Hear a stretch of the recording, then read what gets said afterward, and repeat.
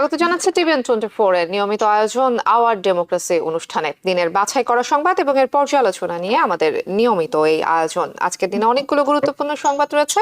President Donald Trump ইসরায়েলের প্রধানমন্ত্রী নেতানিয়াহুর সাথে বৈঠক করেছেন। একটু আগেই কিন্তু তারা সংবাদ সম্মেলন করেছেন। নানাবিধ বিষয় সেখানে উঠে এসেছে। এডুকেশন ডিপার্টমেন্ট বাতিল করার যে প্রক্রিয়া, সেই প্রক্রিয়া কিন্তু শুরু করে দিয়েছে ট্রাম্প প্রশাসন এবং সেই সাথে প্রেসিডেন্ট ডোনাল্ড ট্রাম্প শুল্ক আরোপ করার পর পাল্টা পদক্ষেপ হিসেবে কিন্তু আমেরিকার পণ্য আমদানিতে শুল্ক আরোপের ঘোষণা দিয়েছে চায়না। এছাড়াও বাংলাদেশে শেখ হাসিনা সরকার পতনের 6 মাস পূর্ণ হতে যাচ্ছে আগামীকাল। নানাবিধ বিষয় এই মুহূর্তে রয়েছে আমার হাতে, এগুলো নিয়েই কথা বলতে চাই। আলোচনার জন্য আমার সাথে অনলাইনে যুক্ত হচ্ছেন ইউনিভার্সিটি অফ নিউ অরলিন্সের প্রফেসর ডক্টর মোস্তফা সরওয়ার এবং আমার সাথে আরও যুক্ত হচ্ছেন আসালের ন্যাশনাল সেক্রেটারি করিম চৌধুরী। দুজন অতিথিকেই স্বাগত জানাচ্ছি আজকের আয়োজনে। মোস্তফা সরওয়ার, আপনাকে দিয়ে শুরু করি। প্রেসিডেন্ট ডোনাল্ড ট্রাম্প ইসরায়েলের প্রধানমন্ত্রী নেতানিয়াহুর সাথে বৈঠক শেষে একটু আগে সাংবাদিকদের সাথে কথা বলেছেন। প্যালেস্টাইনরা গাজায় ফিরে যেতে চায় না, এমন মন্তব্য করেছেন ডোনাল্ড ট্রাম্প এবং অন্যান্য ধনী দেশগুলোকে আসলে প্যালেস্টাইনদের জন্য বাড়ি কিংবা বাসস্থানের ব্যবস্থা করার কথা বলছেন, প্রস্তাব দিয়েছেন, যদিও এই প্রস্তাবের কোনো ব্যাখ্যা তিনি দেননি। সেই সাথে ইসরায়েলের প্রধানমন্ত্রী নেতানিয়াহুর কাছে প্রশ্ন ছিল এই যুদ্ধবিরতির পিছনে আসলে বাইডেন প্রশাসনের ভূমিকা কিরকম। তিনি বাইডেন প্রশাসনের কোনো ভূমিকাই আসলে এখানে দিতে চাননি, পুরোটাই ক্রেডিট তিনি ট্রাম্পকে দিয়েছেন এবং সেই সাথে তিনি ট্রাম্পের সঙ্গে গাজা এবং ইরান সম্পর্কিত আলোচনা করতে চান এবং আরব দেশগুলোর সঙ্গে কূটনৈতিক সম্পর্ক শক্তিশালী করার পরিকল্পনার কথা বলেছেন। তবে ট্রাম্প এই শান্তির ব্যাপারে কোনো গ্যারান্টি দেননি এবং তিনি বলেছেন তিনি নিশ্চিত না শান্তি বজায় থাকবে। কিসের ইঙ্গিত মনে হচ্ছে? হ্যাঁ, আপনি তো যে বললেন, মানে মোটামুটি you summarized the whole thing. আমরা অনেক আগে থেকেই বলছিলাম যে এই যে গাজায় যে যুদ্ধ হলো, তাতে বাইডেন চলে গেছে, বাইডেনের হাতে রক্ত রয়েছে, আমরা জানি। কিন্তু ডোনাল্ড ট্রাম্প কি তার চেয়ে কি বেটার হবে? এ ব্যাপারে আমরা আগে আপনাদের এই অনুষ্ঠানে আমরা অনেক আলোচনা করেছি। আমরা বলেছি যে এতে খুব একটা যে যারা গাজাবাসী প্যালেস্টাইনিয়ান তাদের যে খুব একটা ভালো হতে পারে তার আমরা কিন্তু সম্ভাবনা দেখছিলাম না আগে। এখন সেটাই প্রমাণ হলো যে তাদেরকে আসতেই দিতে যাচ্ছে না, এমনকি বলছে যে ওখানকার বিনির্মাণে প্রায় 10 থেকে 15 বছর লেগে যাবে। কাজে ডোনাল্ড ট্রাম্পের আর্গুমেন্ট হলো যে এই 10 থেকে 15 বছর ধরে একটা নিম্নমানের জীবন পালন করা ওখানে, কারণ চারিদিকে ধ্বংসস্তূপ, তার মাঝখানে এটা তো একটা দারুণ অমানবিক, এভাবে সে রেশনালাইজ করার চেষ্টা করছে। কিন্তু তার এই রেশনালাইজেশনের ভেতর থেকে আমরা আবার অনেকেই সন্দেহ যাচ্ছে যে হয়তো সে আর প্যালেস্টাইনিয়ানদেরকে ওই গাজা স্ট্রিপে আর ফেরত আসতে দিচ্ছে না। এটাই কিন্তু অনেকের মনে সন্দেহের উদ্রেক হচ্ছে। এবং যদি এদেরকে বিভিন্ন জায়গাতে সেটেল করা হয়, লাইক জর্ডান, লাইক ইজিপ্ট, এইসব কান্ট্রিতে তাদেরকে যদি সেটেল করা হয়, তাহলে সেখান থেকে আবার 10-15 বছর পর তারা ফেরত আসবে। এটা তো আমার কাছে মানে খুব অস্বাভাবিক মনে হচ্ছে। আরো একটা ব্যাপার আছে যে ওখানে যে অ্যাডমিনিস্ট্রেশনটা আর ইনচার্জে ছিল, যারা গভর্নমেন্ট মানে চালাতো ওখানে, তারা হামাস। ডোনাল্ড ট্রাম্প কিন্তু কয়েকদিনের ভেতরেও বেশ কয়েকবার রিপিট করেছে যে সে হামাসকে কিছুতেই ওখানে থাকতে দিচ্ছে না। এখন যেমন ধরুন ওই অঞ্চলে, ওই গাজাতে যদি অধিকাংশ জনগণ হামাজকে ভোট দিয়ে থাকে কিংবা তাদেরকে পছন্দ করে থাকে, তাহলে তো তারা যাকে পছন্দ করে তাকে ওখানে থাকতে দিচ্ছে না, এদেরকেও দিচ্ছে না, বিকজ দ্য রিকনস্ট্রাকশন। কাজে আমার যেন মনে হচ্ছে যে গাজার পরিস্থিতিটা আমার কাছে খুব ভালো মনে হচ্ছে না। তবে আমি বিস্মিত হচ্ছি যে আরব বিশ্বের যারা আছেন আশেপাশের দেশগুলো, তাদের কোনো আমি মানে কোনো সারা শব্দ পাচ্ছি না, কোনো পজিটিভ সাইডে যে বলবে যে একটা জনগোষ্ঠীকে এভাবে এক জায়গা থেকে স্থানান্তরিত করা, এটা কিন্তু জাতিসংঘের যে চার্টার আছে তাকেও কিন্তু ভায়োলেট করে। কিন্তু বিচারের বাণী নীরবে নিভৃতে কাঁদে। জি, করিম চৌধুরী, আপনার পর্যালোচনা শুনি। গাজাবাসী গাজার মালিক, প্যালেস্টাইনিয়ানরা গাজার মালিক। এখন প্যালেস্টাইনিয়ানদেরকে প্যালেস্টাইনের নিজ জন্মভূমিতে যেতে দিবে না। একটু আগে যাই, যদি ঘটনাটা বলি, যেই যুদ্ধটা এখনো চলমান, আমি বলবো না যে শান্তি চুক্তির ফলে ইসরায়েল এবং প্যালেস্টাইন যে যে যুদ্ধ, যদিও মানুষজন সোজা কথায় শুধুমাত্র মনে বলতেই থাকে যে গাজা এবং ইসরায়েলিদের ভিতরে যুদ্ধ হচ্ছে, মূলত যুদ্ধটা হচ্ছে পুরো প্যালেস্টাইনকে নিয়ে। এবং আপনারা জানেন যে 1967 সালের যেই যুদ্ধ, আরব ইসরায়েল যুদ্ধ, এর ফলে যে বিশাল গোলান মালভূমি সহ বিশাল আরব ভূখণ্ড তারা দখল করে নেয় এবং ক্রমাগতভাবে প্যালেস্টাইন যাই রাজ্যটা, তার অংশ বিশেষ প্রতিনিয়তই তারা দখল করতে আসে। এই দখলবাজির একটা প্রক্রিয়ার অংশ হিসেবে কিন্তু 7ই অক্টোবরকে ক্রিয়েট করা হয়েছিল মূলত ইসরায়েলি গোয়েন্দা সংস্থা মোসাদের পরিকল্পনায় এবং পরিচালনায়। আপনারা জানেন যে 7ই অক্টোবরের ঘটনায় যে পরিমাণ অস্ত্র এবং ইন্টেলিজেন্স ব্যবহার করা হয়েছে, তার সবকিছুই ইসরায়েলি গোয়েন্দা সংস্থা মোসাদের দেয়া। অতএব এই যুদ্ধটা আসলে পরিকল্পিতভাবে বাজানো হয়েছিল শুধুমাত্র গাজার উপরে, প্যালেস্টাইনিয়ানদের উপরে বড় ধরনের একটা ল্যান্ড দখল করার যে একটা পরিকল্পনা, সেই পরিকল্পনার একটা অংশ হিসাবে। এবং এই পরিকল্পনার অংশটা একটা ছোটখাটো পরিকল্পনা নয়, কিন্তু আপনারা যদি একটু পিছনে যেয়ে দেখেন, তাহলে এই গাজা উপত্যকাকে দখল করা ইসরায়েলের দীর্ঘদিনের প্রকাশ্যে তারা দাবি করে আসছিল। তারা যখন তখন সেখানে হামলা চালায়। অতএব এটা কোনো গোপন বিষয় না, আমরা জানি। শুধুমাত্র আমরা যেটা জানি না সেটা হলো যে গাজায় যারা হামাস যারা শাসন করত, তারা সেই পরিস্থিতিটা, দীর্ঘমেয়াদী যে প্ল্যান ইসরায়েলের, সেখানে তারা ফাঁদে পা দিয়েছে, আক্রমণ করেছে 7ই অক্টোবর। এই উসিলা ধরে ঠিক মোসাদের প্ল্যান অনুযায়ী যে ঘটনাটা ঘটছে, মোসাদের প্ল্যানটা হলো গাজাকে দখল করে নেয়া, গাজাকে ফেরত দেয়া না।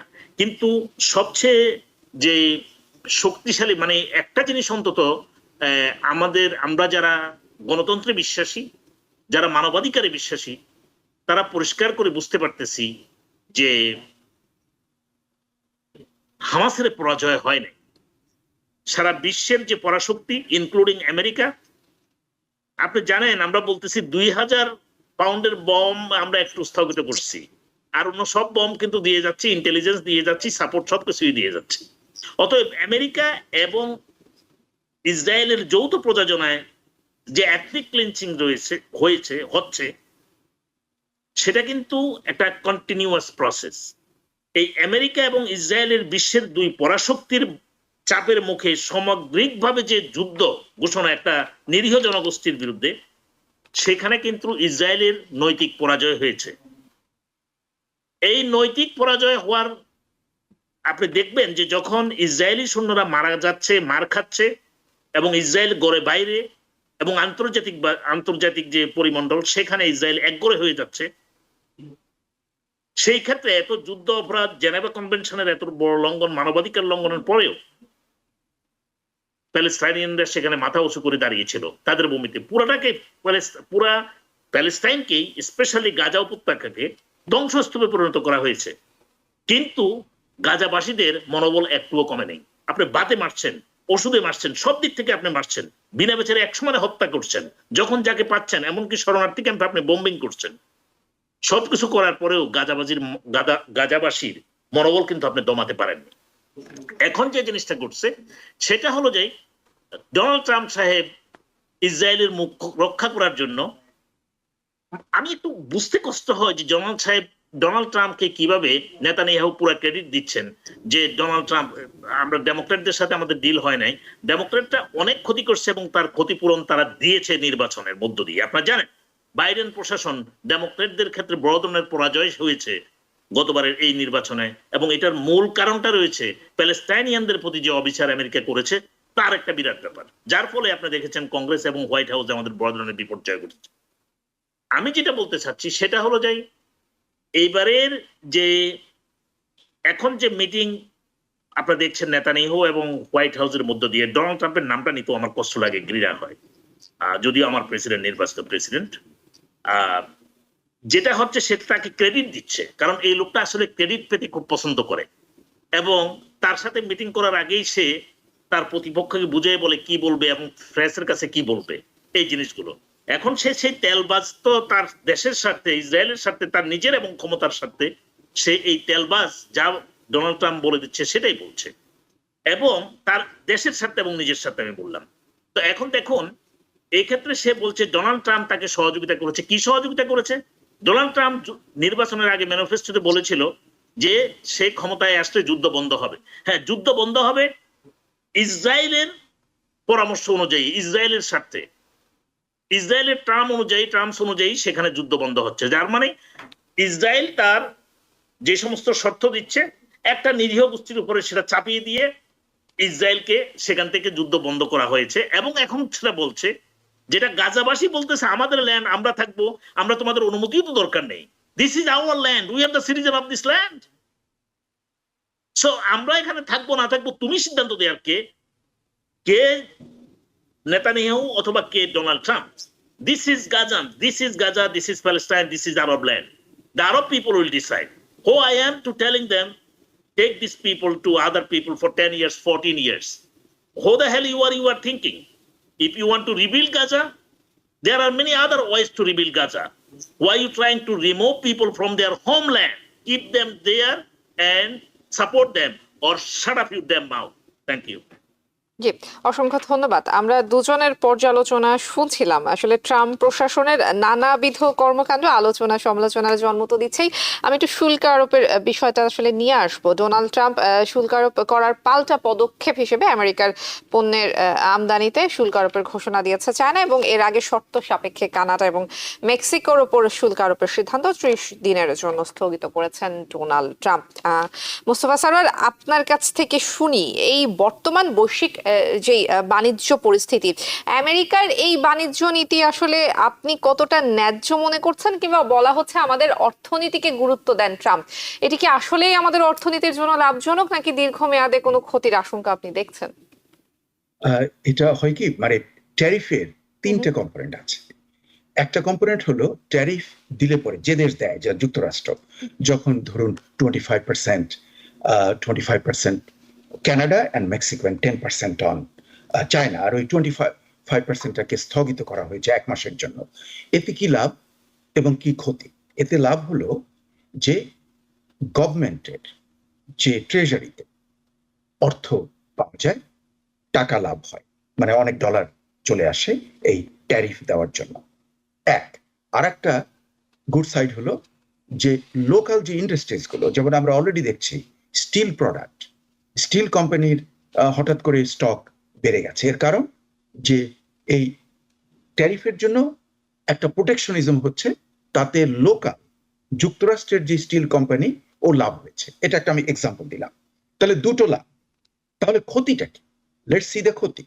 ক্ষতিটা হলো যে ট্যারিফ যেটা হয়, সেই ট্যারিফটি কিভাবে এটা প্রদান করা হয়, এটা আমাদের বুঝতে হবে। যেমন ধরুন যে আপনি যুক্তরাষ্ট্রের কোনো প্রোডাক্টের উপরে একটা, যেমন ধরুন গাড়ির পার্টসের উপরে কিংবা কোনো একটা প্রোডাক্টের উপরে আপনি 25% ট্যারিফ বসিয়ে দিলেন। মানে যুক্তরাষ্ট্র কিনবে মেক্সিকো থেকে ধরেন গাড়ির পার্টস, এটার উপরে আপনি 25% আপনি ট্যারিফ বসিয়ে দিলেন। হ্যাঁ, আচ্ছা, এখন মানে যুক্তরাষ্ট্র মেক্সিকো থেকে এটা কিনবে। কে কিনবে? এখানকার কোনো বিজনেসম্যান। সেই বিজনেসম্যান যখন এটা কিনবে, তখন সে ওই 25% পে করবে। মানে আমেরিকার বিজনেসম্যানই তখন 25% ট্যারিফ দিয়ে এখানে মালটাকে নিয়ে আসবে। তাহলে দেখা গেল যে মালটার যে এই যে 25% ট্যারিফটা দিল যুক্তরাষ্ট্রের একজন বিজনেসম্যান, মেক্সিকান গুডস এখানে যখন আসলো, তাই সে করলো, তাহলে এটা সে কিভাবে খরচটা পোষাবে?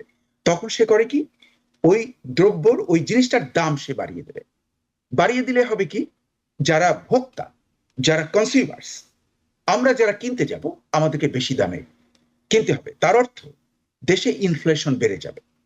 ইনফ্লেশন বেড়ে গেলে আবার চিন্তা করে দেখুন, তাহলে কিন্তু আবার অন্যান্য, মানে ইনফ্লেশন বাড়া অর্থ যে সঙ্গে সঙ্গে কিন্তু যে আপনার যেটা যে ইউএস বন্ডের প্রাইস কমে যাবে। হ্যাঁ, তাহলে সেদিক থেকে আবার আর লোকসান, দুদিক দিয়া। কাজেই আমি মনে করি যে এই ট্যারিফের ব্যাপারটা এটা কিন্তু পৃথিবীতে খুব একটা বেশি মঙ্গল আনেনি।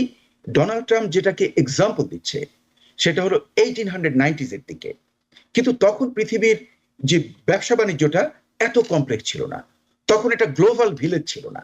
আজকে চিন্তা করে দেখুন যে এখানে একটা যদি আপনি জিনিস বানাতে যান, গাড়ি, তার পার্টস আসবে মেক্সিকো থেকে, কিছু পার্টস আসবে ইউক্রেন থেকে, এমনকি যুদ্ধ বিধ্বস্ত ইউক্রেন থেকে, আসবে ইউরোপ থেকে, আসবে সাউথ কোরিয়া থেকে, আসবে আসবে মালয়েশিয়া থেকে আসবে। কাজে আপনি লক্ষ্য করে দেখুন, একটা প্রোডাক্ট বানানো হচ্ছে কিন্তু মালগুলো বিভিন্ন জায়গা থেকে আসছে। এইসব কারণে বর্তমানের পরিস্থিতিতে ট্যারিফ বাড়িয়ে দিলে আমার যেন মনে হচ্ছে অর্থনীতির মানে সংকট সামনে আরো ঘনীভূত হবে। এবং আমি একটা এক্সাম্পল দেই, গত সপ্তাহে আমরা দেখলাম 2 সপ্তাহ ধরে যেই বুঝতে পেরেছে যে ট্যারিফ আসবে, সঙ্গে সঙ্গে হেজ ফান্ড ম্যানেজাররা যুক্তরাষ্ট্রের তারা কিন্তু শর্ট করে দিয়েছে। মানে আপনি অবাক হয়ে যাবেন, $700 বিলিয়ন ওয়ার্থ অফ স্টককে তারা শর্ট করেছে। শর্ট মানে যে ওদের প্রেডিকশন হলো যে ভবিষ্যতে এগুলোর দাম বাড়বে, কাজে আমি এখন কিনছি তখন বিক্রি করবো, উল্টা মানে নর্মাল মানুষ যা করে, তার যেটা স্টক মার্কেট শর্ট করে, সেই শর্ট কিন্তু করেছে বিশাল নাম্বার। এবং যে জন্য ডোনাল্ড ট্রাম্প কিন্তু মনে মনে খুব কষ্ট পেয়েছে, তার যারা বিলিয়নিয়ার ফ্রেন্ডসরা তাকে সমর্থন না করে উল্টো তারা শর্ট করে দিয়েছে। তার অর্থ যে যে যার তো ধান্দায় থাকে এখানে, ব্যবসা বাণিজ্যে, স্টক মার্কেটে, ওয়াল স্ট্রিটে। কাজেই ওই হেজ ফান্ডের ম্যানেজারদেরকে আমি যদি ধরে নেই যে ওরা ওই বিষয়ে ভীষণ বিজ্ঞ লোক, এবং ওরা যেহেতু প্রেডিক্ট করেছে যে সামনে সব জিনিসের দাম বেড়ে যাবে, তার মানে ইনফ্লেশন আসছে, তার অর্থ ভোক্তাদের জন্য, সাধারণ জনগণের জন্য এটা খুব একটা কষ্টদায়ক ব্যাপার হবে, এটাই আমার মনে হচ্ছে। জি, করিম চৌধুরী, প্রতিবেশী দেশের সাথে বাণিজ্য যুদ্ধ কিংবা বলতে পারেন যে অর্থনৈতিক এক ধরনের সংকটে পড়তে পারে, এরকম একটা শঙ্কার মধ্যে থেকে এই ভূ রাজনৈতিক শক্তির যে প্রতিযোগিতা, এটাকে আপনি কিভাবে দেখেন? দেখুন, আমি অর্থনীতি বিশারদ নয়, অর্থনীতির বিষয়ে খুব সামান্য জ্ঞান রাখি, কিন্তু রাজনীতির একজন ছাত্র হিসাবে প্রফেসর মোস্তফা কালাম স্যারের সাথে একটু যোগ করব। একটা দেশের জন্য ট্যারিফ ইনক্রিজ করা তখনই একমাত্র একটা সময় প্রযোজ্য হয় যখন আপনি দেখবেন যে আপনার দেশীয় একটা শিল্পকে সুবিধা দেওয়ার জন্য আপনি যদি সেটা করেন, ইম্পোজ করেন ট্যারিফ। মনে করুন আমাদের এক্সপার্টিস আমরা ভাবলাম যে ক্লিন এনার্জির উপরে, আমি এক্সাম্পল দিচ্ছি, ক্লিন এনার্জিতে আমরা সারা বিশ্বের, এমনকি তৃতীয় বিশ্বের চেয়ে আমরা অনেক পিছনে, জাস্ট ফর এন এক্সাম্পল। তো আমরা যদি আন্তর্জাতিক বাজারে আমেরিকান উৎপাদনকারীরা, আমেরিকার ব্যবসায়ীরা যদি আন্তর্জাতিক বাজারে প্রতিযোগিতায় টিকতে না পারে, তাহলে তারা গ্রো করবে কিভাবে? যদি বিদেশি পণ্য এখানে সস্তায় পাওয়া যায়, তাহলে আমেরিকার পণ্য আমেরিকানরাই কিনবে না, কেননা একই পণ্য যদি আমি $3 বাজার থেকে কিনতে পারি, মেড ইন আমেরিকা হওয়ার কারণে কেন $30 দিয়ে কিনবো? এই ব্যালেন্সটুকু করার জন্য দেশীয় শিল্পকে অগ্রাধিকার এবং গ্রোথের জন্য যে অপরচুনিটি ক্রিয়েট করা প্রতিযোগিতামূলক বাজারে, আন্তর্জাতিক যে বাজারে, সেই ক্ষেত্রে বিশেষ সুবিধা দেওয়ার জন্য ট্যারিফ অর্জন অর্থনীতিতে যুক্তিসঙ্গত।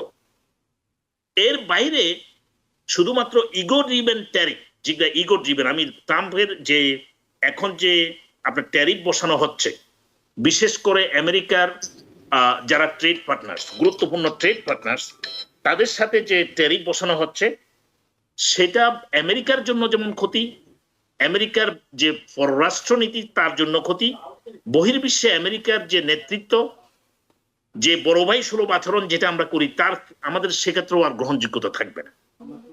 একটা উদাহরণ, যেই দেশ আপনারা দেখেছেন প্যান্ডেমিকের সময় একটা মাস্ক বানাতে পারি না, আমরা এতটা নির্ভরশীল মানুষের প্রতি, বহির্বিশ্বের প্রতি, যে আমরা এখনো নিজেরা কোনো কিছুতেই স্বয়ং সম্পূর্ণ না, একমাত্র দাদাগিরি ছাড়া আর মাস্তানি ছাড়া। অর্থনীতির দিক থেকে আমাদেরকে অনেক বড় শক্তি বলেন সারা পৃথিবীতে, কিন্তু যদি বাস্তব চিত্র আমরা দেখি, তাহলে বিভিন্ন কলা কৌশলের কারণে আমেরিকা এগিয়ে থাকলেও আমেরিকার কিন্তু পুরাটাই ডিপেন্ডেন্ট এখন পর্যন্ত তার ট্রেড পার্টনারদের উপরে। মেক্সিকোর কথাই বলুন, মেক্সিকোর সাথে আমাদের ট্রেড ডেফিসিট হলো $1 ট্রিলিয়ন, যেটা 2023-এর ডেটা বলছি আমি। তো আপনি যখন আপনার মেক্সিকো হয়তো আমাদের কাছ থেকে যেটা ইম্পোর্ট করে সেটা 1/10 অফ টোটাল এক্সপোর্ট। তা আমি যদি এখন মেক্সিকোর উপরে আমরা ট্যারিফ বসাই দিলাম, আরোপ করলাম, কে পে করবে সেই ট্যারিফ আপনি কি জানেন? আপনার নিজেদের লোকেরা, American will pay from their limited income more expense. কেননা পণ্যের যে দামটা বেড়ে যাবে, এই দামটা কিন্তু ট্রাম্প দিবে না, হোয়াইট হাউস দিবে না, হোয়াইট হাউস আমাদেরকে ভর্তুকিও দিবে না আমাদের লোকজনকে। Instead we are the victim, the consumers and user. যার ফলে ট্রাম্পের এই নীতির ফলে সাধারণ মানুষকে এবং তার বেসকে যদিও বোঝানো হচ্ছে যে দেশের আয় বেড়ে যাবে, কিন্তু দেশের সে আয় দেশের সাধারণ ভোক্তাদের কাছ থেকে নিয়েই সে হোয়াইট হাউসে নিবে এবং সে টাকাটাই he will redistribute among his rich people, corporate friends.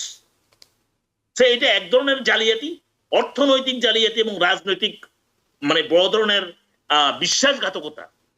তাকে যারা প্রেসিডেন্ট নির্বাচিত করেছে সে এখন সবাই president. He is not the president only for white supremacist or Republican gang, MAGA Republicans. He is the president for all American and he should behave accordingly. সে এখন দেখা যাচ্ছে যে তার এই ট্যারিফের ফলে আমেরিকার সাধারণ জনগণ বড় ধরনের সাফারিং পড়বে, অর্থনৈতিক দিক থেকে তারা পিছিয়ে পড়বে এবং সেই অর্থ যে ট্যারিফের যে অর্থটা এটা কিন্তু মেক্সিকো দিচ্ছে না। Mexico just will increase 25% tariff on their goods and services and we are the consumer paying for this. So Donald Trump is hurting his own country, own nation, own citizens, own voter. Number 2 আপনাকে বলি, আপনি যদি বলেন যে অর্থনৈতিক দিক থেকে আমরা এগিয়ে থাকার জন্য আমরা আমাদের যারা ট্রেড পার্টনার আছে তাদের কিছু টাকা আমরা রাজকোষে আনতে চাই, সরকারের কোষাগার বাড়াতে চাই, why not you improve your tax, your products and services to sell more? আপনি দেখেন চায়নার সাথে চায়না আমাদের কাছ থেকে 2024 সালে ইম্পোর্ট করেছে around $13 billion. In exchange of $13 billion, China আমাদের কাছে এক্সপোর্ট করেছে অ্যারাউন্ড $38 বিলিয়ন। তাহলে আপনি যদি একটা কথা বুঝতে পারেন যে আপনি ট্যারিফ ইম্পোর্ট করছেন, ট্যারিফ দিচ্ছেন $38 বিলিয়ন উপরে, কিন্তু সেই ট্যারিফ যাবে আপনার লোকের পকেট থেকে। Why not you invest money to create industrial development, to create more manufacturing job opportunity for American, and so we can sell more goods and services to America, to Canada, to China. That should be the economic solution for us and all. Instead, he is stabbing back on Americans. He is hurting Americans. These are not the economic policy. It is just ego-driven political, that agenda he is doing. It will hurt America. It will hurt American integrity in international trade and international relationship. This long-term damage, national damage, it will take time to recover. I hope this kind of policy will end after the midterm election within 2 years. This is only thing. All his policy will work against American interest by any measures, including economic, international relations, and the foreign policy. জি, বৈশ্বিক বাণিজ্যেও একটা বড় ধরনের প্রভাব পড়ার শঙ্কা করা হচ্ছে। অসংখ্য ধন্যবাদ। আমাদের আলোচনা চলবে, একটি বিরতির সময় হয়ে গেছে। দুজন অতিথির সঙ্গেই থাকবেন। দর্শক আপনারাও সঙ্গে থাকুন। আওয়ার ডেমোক্রেসি অনুষ্ঠানে নিচ্ছি ছোট্ট একটি বিরতি। বিরতির পর আবারও স্বাগত জানাচ্ছি আওয়ার ডেমোক্রেসি অনুষ্ঠানে। আমার সাথে আলোচনার জন্য রয়েছেন প্রফেসর ডক্টর মোস্তফা সারওয়ার এবং করিম চৌধুরী। দুজনকে আবারও স্বাগত জানাতে চাই। করিম চৌধুরী, আপনাকে দিয়ে শুরু করব। এডুকেশন ডিপার্টমেন্ট বাতিল করার যে প্রক্রিয়া সেটি শুরু করেছে ট্রাম্প প্রশাসন। বলা হচ্ছে বাজেট সাশ্রয় করা হবে। এটার পেছনে আসলে রাজনৈতিক উদ্দেশ্য কতটুকু দেখছেন? Unfortunately, I work with the state education department in New York. একটা জাতি গঠনের পিছনে অবশ্যই professor Mostafa Sarwar will give you more detailed এবং খুবই গুরুত্বপূর্ণ কথা উনি বলতে পারবেন। উনি সরাসরি একজন বিশ্ববিদ্যালয়ের শিক্ষক, দীর্ঘদিন ধরে শিক্ষকতা করে আসছেন। এখন যে লোকটা হাই স্কুল পাশ করছে কষ্টে মষ্টে, ঠেলা ধাক্কা দিয়ে কিছুটা ইউনিভার্সিটির বারান্দা শেষ করেছেন হয়তো যেটা ইউনিভার্সিটি বলতে একটু কষ্ট লাগে, কলেজ উনি শেষ করেছেন, আমি ডোনাল্ড ট্রাম্পের কথাই বলছি, সেই লোকটা এডুকেশনের মূল্য কতটুকু বুঝবেন? সে ট্রাম্প ইউনিভার্সিটির মূল্য বুঝে, কিভাবে ছাত্রদের সাথে চিট করা যায়, আমেরিকানদের সাথে চিট করা যায়। যে লোকটা ওই চিট করেই তার জীবন, তার ব্যবসা সাম্রাজ্য গড়েছেন, অসংখ্যবার ব্যাংকারাপসি ফাইল করে রাষ্ট্রীয় কোষাগারের টাকা দিয়ে তিনি তার সাম্রাজ্য গড়েছেন। তার সাথে যারাই ব্যবসা করেছে তারাই কিন্তু ঠকেছে এবং তিনি জিতেছেন। সেই লোকটা আজকে বলছে এডুকেশন ডিপার্টমেন্টের বাজেট কাট করুন। সারা বিশ্ব যেখানে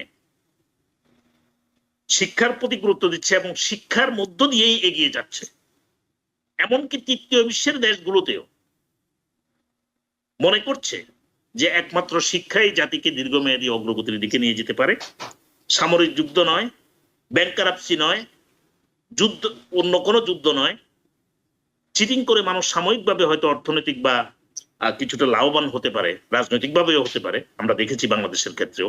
in the long run it is not a sustainable way. It is not the right way. Without education, without supporting the education, how a nation can be built? অতএব নিন্দা জানানোর ভাষা নেই। তাকে শুধু এতটুকু বলবো, সে যে কাজ করছে এটার দ্বারা মধ্যবিত্ত এবং নিম্ন মধ্যবিত্ত, এমনকি যে গরিব জনগোষ্ঠী রয়েছে, তাদের শিক্ষার সুযোগ সংকুচিত হয়ে আসবে। শিক্ষাটা একটা বিশেষ শ্রেণীর কাছে চলে যাবে, সেটাই ট্রাম্প চাচ্ছে। যখন এডুকেশনকে আপনি এক্সপেন্সিভ করে তুলবেন, সরকারি সহযোগিতা আপনি তুলে নেবেন, অনেকের পক্ষেই সম্ভব হবে না তার ছেলেকে কলেজ গ্রাজুয়েট করানো। ট্রাম্প সেটাই চাচ্ছে। ট্রাম্প চাচ্ছে আমরা যারা নিম্নবিত্তের অধিকার, নিম্ন মধ্যবিত্ত অথবা নিম্নবিত্তের ক্লাসে পড়ি, যারা কর্মজীবী মানুষ, তাদের ছেলে মেয়েরা পিএইচডি করার দরকার নাই, উচ্চশিক্ষা নেওয়ার দরকার নাই, ব্যাচেলার ডিগ্রির দরকার নাই। কাজ করেই তুমি আমার বাগানে কাজ করো, হাই স্কুল পাস করে যখন ইংরেজি পড়তে পারবা, দেখতে পারবা, আমার বাগানে কাজ করো। তোমরা যদি সবাই শিক্ষিত হয়ে যায়, ওয়াল স্ট্রিটের ম্যানেজার হয়ে যাও, হেজ ফান্ডের ম্যানেজার হয়ে যাও, অথবা বড় বড় ইঞ্জিনিয়ার বা রিসার্চ সায়েন্টিস্ট হয়ে যাও, তাহলে দেশে যে অনেকগুলো অড জব রয়েছে, আমার বাসায় ঝাড়ু দিবে কে, আমার কাজের ফটোকপিয়ার কে চালাবে, আমার বিল্ডিং কে বানাবে?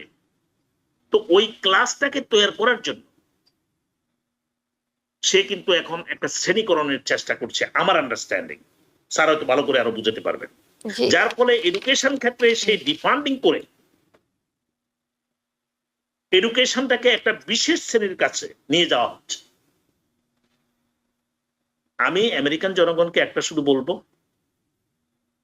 যে be prepare, be organize for a bigger fight. It is for your own existence, for your own family's future, future for generations to come. আমরা যদি এটা এখন বুঝতে না পারি, ডোনাল্ড ট্রাম্প যা কিছু করছে, বাজেট কাট করবেন, কোথায় বাজেট কাট করবেন? এডুকেশনে। একটা জাতির মেরুদণ্ড আমরা বলি এডুকেশনে, সেখানে বাজেট কাট করছেন। বাজেট ব্যয় করছেন কোথায় মশাই? বাজেট ব্যয় করছেন আপনার কর্পোরেট ফ্রেন্ডদের জন্য, কর্পোরেট ট্যাক্স বেনিফিট দিয়ে তাদেরকে আরো রিচ বানাচ্ছেন। আরেকটা শ্রেণীকে আপনি দিন দিন করে নিষ্পেষিত করে ফেলছেন, যারা শ্রমিক পর্যায় থেকে এখন ভিখারির পর্যায়ে পরিণত হতে পারে আপনার সময়ে। অতএব American citizen should be understanding this thing. American voters should be more careful in midterm. We must stop this nonsense. It will not be good for America. যদিও বলা হচ্ছে America first, America first, I am very worried. If he is the way he is continuing, if he continues for 4 years, America will be last. It will turn as last. I look forward to hearing from sir. জি, নিশ্চয়ই। Professor doctor Mostafa Sarwar, আপনি একজন শিক্ষক মানুষ, আপনার কাছ থেকে আমি অবশ্যই আসলে এটার ব্যাখ্যা শুনতে চাবো। ডোনাল্ড ট্রাম্প অর্থনৈতিক সাশ্রয়ের করার পাশাপাশি কিন্তু বলছেন যে স্টেটগুলোতে শিক্ষা কার্যক্রম আরো অনেক বেশি সক্রিয় হবে এবং তিনি বলছেন এটি শিক্ষা খাতের জন্য ইতিবাচক হবে। আপনি আসলে কতটুকু একমত, কিংবা শিক্ষা খাতে কি ধরনের প্রভাব পড়বে বলে আপনি মনে করছেন? এটা দারুণ প্রভাব পড়বে। মানে অতি সম্মানিত আমার বন্ধু করিম চৌধুরী যা বলেছেন, আমি তার সঙ্গে কিছুটা প্রতিধ্বনিত করব। যে এই যে মানে চিন্তা করে দেখো যে মানে department of education completely eliminate করে দেবে, তাহলে দেখা যাক যে এই ডিপার্টমেন্ট অফ এডুকেশন কি করছে। যেমন ধরুন K-12 আমরা যেটাকে বলি, মানে একটা বাচ্চা যখন স্কুলে পড়ে K-12 পর্যন্ত পড়ে, এটার কিন্তু একটা বিরাট সাপোর্ট, ফাইন্যান্সিয়াল সাপোর্ট যায় এই এডুকেশন ডিপার্টমেন্টের বাজেট দিয়ে। এখন এটাকে যদি আপনি বন্ধ করে দেন, এটাকে এলিমিনেট করে দেন, তাহলে কি হবে স্কুলগুলো? এটা এক। তারপরে যেটা college education and university education, সবগুলো ইম্প্যাক্টেড হবে। চিন্তা করে দেখুন যে যুক্তরাষ্ট্রের যে ছাত্ররা, তারা যদি লোন না পায়, তাহলে অনেক অনেক ছাত্র কলেজ কিংবা বিশ্ববিদ্যালয়ে পড়ার সুযোগ পাবে না। তাহলে এই যে আপনি যদি লোন বন্ধ করে দেন, এটা কিন্তু পুরো এটা স্টেট মানে ডিপার্টমেন্ট অফ এডুকেশনের বাজেটে, এবং ওরাই এটাকে করে মানে লিড করে এবং কন্ট্রোল করে, ডিসবার্স করে। কাজে এইটাকে যদি আপনি উঠিয়ে দেন, তাহলে এই যে ছাত্রদের যে লোন ছাড়া যারা পড়তে পারবে না, তাহলে তারা কি করবে? আসলে ব্যাপারটা কি যে শিক্ষার ব্যাপারে মানে এই ডিপার্টমেন্টটা কিন্তু 1979-এ, if I am not wrong, 1979-এ হয়েছিল, কিন্তু 1980-তে রোনাল্ড রেগান এটাকে কিন্তু উঠিয়ে দেওয়ার চেষ্টা করছিলেন। কিন্তু উনি উনি উনি রিপাবলিকান দল থেকে প্রেসিডেন্ট ছিলেন, কিন্তু উনি এটা পারেননি। তার কারণ তখন কংগ্রেস ছিল আন্ডার দ্য ডেমোক্রেটিক কন্ট্রোল, এই জন্য উনি এটা পাস করতে পারেননি। ডোনাল্ড ট্রাম্প তার ফার্স্ট টার্মেও কিন্তু এটা ট্রাই করেছে, কিন্তু ইট didn't work because his own party, নিজের দলের কিছু সদস্য এটাকে সমর্থন করেনি, কাজে তখন হয়নি। এখন সেকেন্ড টার্মে সে এটা আবার ট্রাই করছে। শিক্ষাটা একমাত্র যার মাধ্যমে নিম্নবিত্ত এবং নিম্ন মধ্যবিত্ত এবং গরিব লোক, যাদের বাচ্চাদের মানে একটা ধাপ উপরে ওঠার, জীবনে ভালো করার, এটাই হলো একমাত্র মানে শিক্ষার মাধ্যমে, এই শিক্ষার মানে পেয়ে তারা তাদের যে বর্তমানের যে একটু খারাপ পরিস্থিতি, তা থেকে ভালো পর্যায়ে যেতে পারে। সেই জিনিসটাকে আপনি যদি বন্ধ করে দেন, তাহলে তো এই যে নিম্নবিত্ত, গরিব, সাধারণ লোক, এমনকি নিম্ন মধ্যবিত্তদের নিচের অংশটা, তারা কলেজে যেতে পারবে না উইদাউট লোন। তাহলে এই বাচ্চাগুলোর তো আর ভবিষ্যৎ থাকলো না। এতে কিন্তু দেশের বিশাল অমঙ্গল। তার কারণ আমি বলছি যে আজকে একটা ছেলে যে হাই স্কুল পাশ করে কলেজে আসলো, লোন করে পড়লো, পড়ে ভালো করলো, তারপরে একটা ভালো জবে ঢুকলো, ও কিন্তু অ্যাড করছে প্রচুর, মানে মানে যুক্তরাষ্ট্রের যে জিডিপিতে ও কিন্তু একটা অ্যাড করছে। এরকম করে করেই তো বিন্দু বিন্দুতে সিন্ধু, এরকম করে যে অনেক ছাত্ররা শিক্ষিত হয়ে তারা যে অ্যাড করছে, তাদের কাজের মাধ্যমে they are creating wealth for USA. এই যে জিনিসটা স্থগিত হয়ে যাবে, এটা ওভারঅল দেশের জন্য নিদারুণ অমঙ্গল নিয়ে আসবে। তবে যেমন কতগুলো জিনিস যে ডিপার্টমেন্ট অফ এডুকেশনে অনেকগুলো মানে সেকশনস আছে, যারা অনেক সময় জাস্ট ফর ব্যুরোক্রেসি, সেগুলোকে তুমি করতে পারো। You can go for a very positive reforms এর মাধ্যমে সেটাকে কিন্তু কাট করা যায়, এবং সেই টাকাগুলোকে অন্যান্য সেক্টরে, ওই এডুকেশনেরই অন্যান্য যেমন স্টেম এডুকেশনের জন্য আরো বেশি টাকা ওখানে অ্যালোকেট করা যায়, যাতে ছাত্ররা স্টেম বিষয়ে শিক্ষায় যেন ভয় না পায়। হ্যাঁ, ইয়াং ছেলেরা ম্যাথমেটিক্স দেখলে ভয় পায়, তারা যাতে ভয় না পায়। এইভাবে যদি করা হতো, তাহলে তো দেশের মঙ্গল হতো। Not that you cut off the entire stuff, মানে পুরো এডুকেশন ডিপার্টমেন্টকে। তবে আমার যেন মনে হচ্ছে যে এটা নিয়ে কিন্তু খুবই মানে ডিবেট হবে। তার কারণ এটা কিন্তু তার প্রথম টার্মেও সে করার চেষ্টা করছিল, কিন্তু সে করতে পারেনি। তো এবারে সে এটা করতে পারবে কিনা, মানে রিপাবলিকান পার্টির ভেতরের বর্তমান অবস্থা আমরা পুরো জানি না, কাজে এটা আমরা অপেক্ষায় থাকবো যে এটা হবে কিনা। তবে একটা জিনিস, যে ডোনাল্ড ট্রাম্প অনেক সময় ফোর্স অ্যাপ্লাই করে। যেমন ধরুন রিপাবলিকান পার্টির কোনো কংগ্রেসম্যান যারা হয়তো এ ব্যাপারে ভোট দেবে না এডুকেশনকে কাট করার জন্য, কিন্তু তাকে হয়তো সে ধমক দিয়ে দেবে, তার যে ওখানকার যে কনস্টিটিউয়েন্সি তাদেরকে খেপিয়ে তুলবে। এবং সবচেয়ে বিস্ময় লাগে যে যারা সবচেয়ে ক্ষতিগ্রস্ত হয়, এইটা কাট করার জন্য যারা সবচেয়ে ক্ষতিগ্রস্ত হবে তারাই কিন্তু তার কোর গ্রুপ। তার যে রিপাবলিকান যারা গিয়ে মানে এক প্রাইমারি থেকে আরেক প্রাইমারিতে যায়, এক মিটিং থেকে আরেক মিটিং এ যায়, আপনি যদি তাদের দেখেন, তাদের যদি খবর নেন, তারা কিন্তু খুব বেশি মানে উচ্চ মধ্যবিত্ত কিংবা এমনকি মধ্যবিত্ত নয়, অতি নিম্নবিত্ত লোকরা, তারাই কিন্তু তার কোর গ্রুপটা, এবং এরাই কিন্তু সবচেয়ে বেশি ক্ষতিগ্রস্ত হবে। কিন্তু অনেক সময় মানুষের নিজের মঙ্গল বুঝতে পারে না। এটাই হলো আমাদের খুব দুঃখজনক বিষয়। যেমন আমি ট্যারিফের ব্যাপারে আপনাকে একটা অ্যাড করব।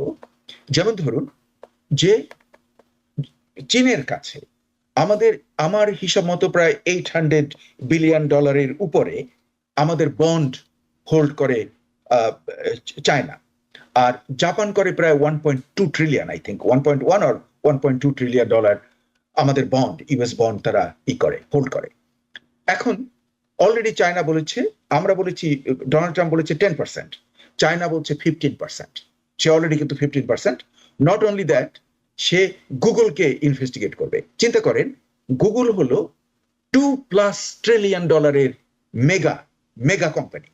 তো এই কোম্পানিকে যদি সে মানে চায়না ওখানে যদি প্রতিশোধমূলক ব্যবস্থা নেয়, তাহলে গুগলের ইনকাম কি অবস্থাটা হয়ে যাবে। হ্যাঁ, চায়নার তো পপুলেশন বিরাট, সার্চ ইঞ্জিন তো ব্যবহার করে মানুষ, ওদের অনেক মানুষ, 1.4 বিলিয়ন পপুলেশন। কাজেই এটা এই যে ট্যারিফের মাধ্যমে, এটা কিন্তু আমাদের যে দ্বিতীয় বিশ্বযুদ্ধের দিকে আমরা যদি তাকাই, দ্বিতীয় বিশ্বযুদ্ধের ওয়ান অফ দ্য কজেস ছিল ট্যারিফ। একজন আরেকজনের বিরুদ্ধে লেগে গিয়ে এমন হলো তখন যুদ্ধই লেগে গেল। কাজেই আমার মনে হয় ট্যারিফের মাধ্যমে যেটা করা, এটাও তার রং সিদ্ধান্ত। এবং এডুকেশনের ব্যাপারে বর্তমানে যে সে প্ল্যান করছে, এটা খুব দুঃখজনক। এটা আমি অ্যাজ এ শিক্ষক হিসেবে, ছাত্রদের মঙ্গল হলো আমাদের সবচেয়ে বড় চাওয়া পাওয়া, সেটাই তো আমাদের জীবনে সবচেয়ে বেশি অ্যাওয়ার্ড। যেটা আমাদের ছাত্ররা ভালো করলে সেটা আমাদের সবচেয়ে বড় গৌরব, আমাদের ভালো লাগে।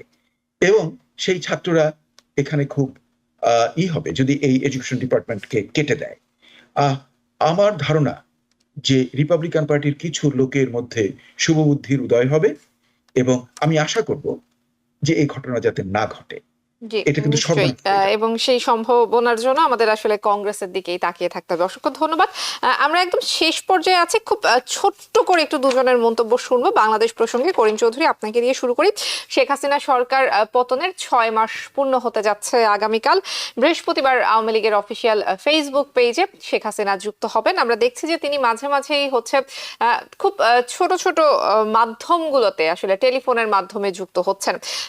আওয়ামী লীগ রাজনীতির মাঠে ফিরতে চাই, নেতা কর্মীদের মনোবল চাঙ্গা রাখার জন্যই কি আসলে শেখ হাসিনার এই কার্যক্রম কিনা, কিংবা আওয়ামী লীগ যদি আসলে আবারও রাজনীতির মাঠে ফিরতে চায়, সেই ক্ষেত্রে আসলে এটা কি আসলে কোনো পদ্ধতি কিনা যেটা শেখ হাসিনা করছেন? আপনার কাছে কি মনে হয়? সহজ সরল ভাবে যদি আমি বলি, মাছ যখন পানি থেকে সরে উপরে আসে তখন আপনি দেখবেন কাতরাতে থাকে, কারণ তার জীবনটা এখনো আছে। সৌভাগ্যবশত শেখ হাসিনা দেশের বাইরে পার্শ্ববর্তী দেশে আছেন, তার জীবন আছে।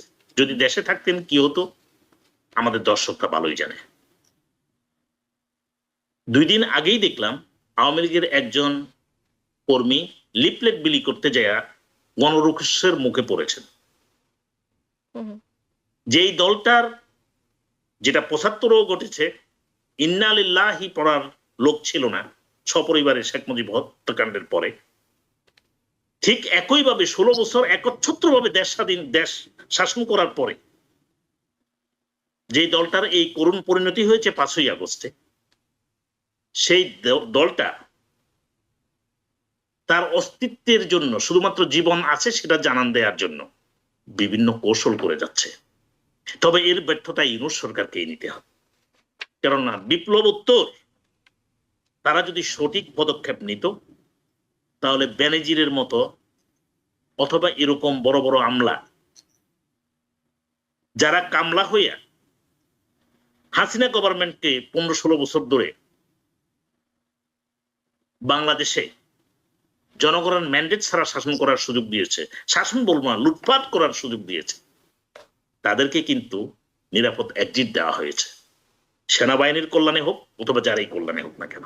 হ্যাঁ, একটা বিপ্লবোত্তর সরকার, আমরা সব আওয়ামী লীগের 15 বছরের সব জায়গাগুলো তারা একদম ঠিক করে ফেলছে, এই জন্য কন্ট্রোলে রাখতে পারছি না এখনো। This is an excuse. আপনি ওই সব আমলা যারা এই সমস্ত অপকর্মের সাথে জড়িত আছে, যারা এখনো দেশে আছে, সামারি ট্রায়াল করছেন না কেন?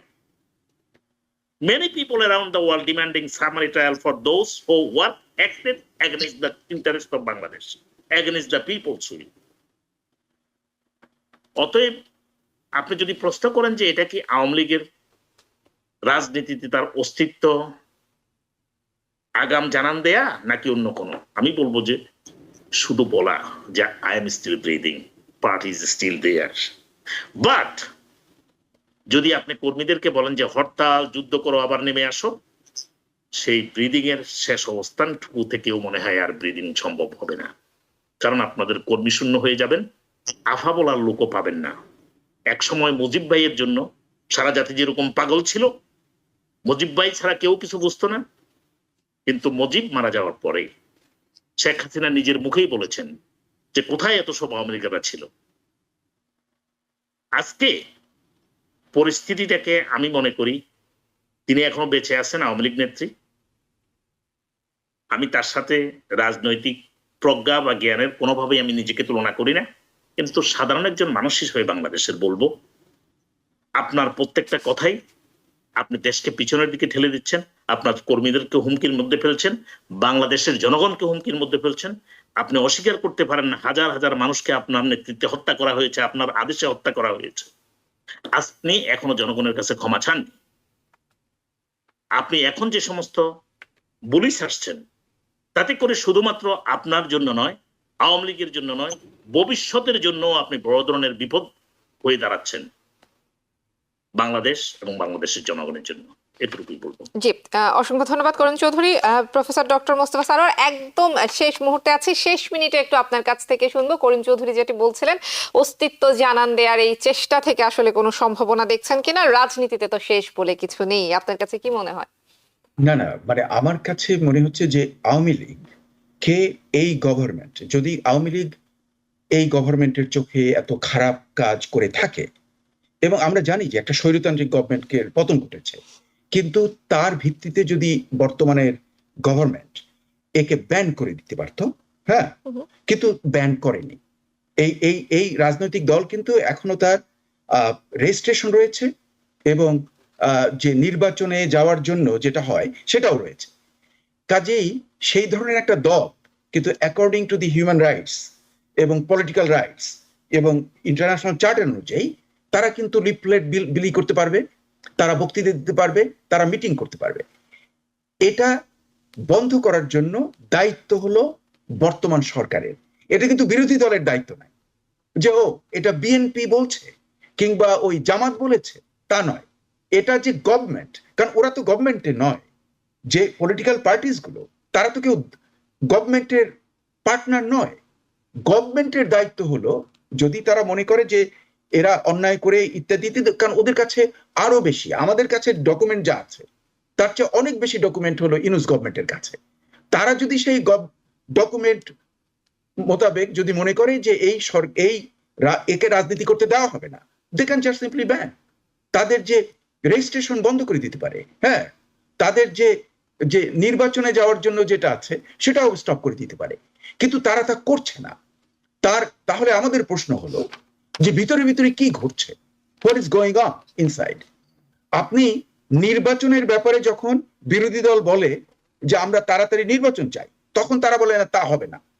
আর যখন পাবলিক বলে যে আপনি ওই আওয়ামী লীগ স্বৈরতান্ত্রিক দলকে ব্যান করছে না, তখন বলে ওটা বিএনপি বলছে। হ্যাঁ, চিন্তা করে দেখুন যে আমি এটাকে মনে করি একটা ধান্দাবাজি। হ্যাঁ, বর্তমান সরকারের জন্য এটা একটা ধান্দাবাজি, যে কোনটা সর্ট আউট করবে, যে এটা আমি দেব বিএনপি কে দোষ, ওটাই বিএনপি বলবে, ওটা আমি শুনবো না। যে এই যে ব্যাপারটা ঘটছে, এজন্য আমরা এই করছি, কিন্তু যে পর্যন্ত না ব্যান করা হবে অথবা অন্য কোনো মানে আইনত কোনো ব্যাপার নেওয়া হবে না, সে পর্যন্ত কিন্তু Awami League have the right to do. জি নিশ্চয়ই আমরা আসলে আরো অনেক কিছু এটা নিয়ে আলোচনা করতে পারতাম। আজকের মতো সময় একদম শেষ হয়ে গেছে। অসংখ্য ধন্যবাদ প্রফেসর ডক্টর মোস্তফা সরওয়ার, করিম চৌধুরী, দুজনকে ধন্যবাদ আজকে আমাদের সময় দিয়েছেন। ধন্যবাদ জানাবো দর্শকদেরকেও। আওয়ার ডেমোক্রেসি অনুষ্ঠানেই ছিল আজকের মতো। টিভিএন নিউজ নেটওয়ার্কের সঙ্গেই থাকুন সবসময়। টিভিএন 24 টেলিভিশন দেখতে আজই কল করুন 7187776556। লগ ইন করুন www.totalcablebd.com। নিউ ইয়র্ক থেকে সম্প্রচারিত টিভিএন 24 টেলিভিশন বিশ্বজুড়ে বাঙালির কণ্ঠস্বর।